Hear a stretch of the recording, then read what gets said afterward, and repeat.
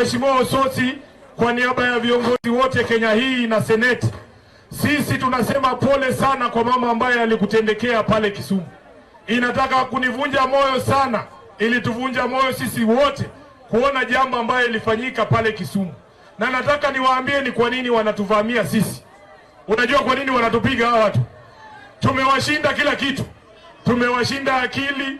The people are on our side. The constitution is on our side. The DJ is on our side. God is on our side.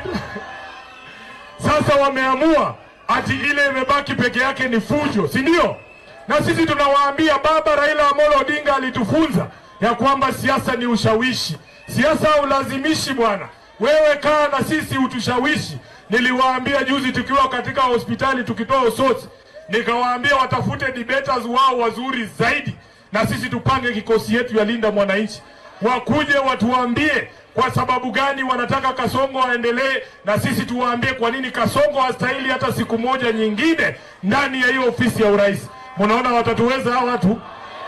Watatuweza. Kwa hiyo timu, kuna mtu anaweza kaa na Sifuna kwa TV?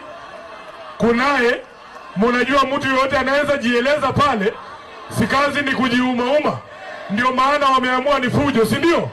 Sasa kwa sababu siasa ni ushawishi, waje watuambie kwa nini Kasongo wanadeserve. Yule Kasongo ambaye anasema vijana wetu wapigwe risasi kwa mguu. Unatujengea soko kama ile ya gorofa na umepiga vijana risasi kwa mguu, watapanda aje hapo juu?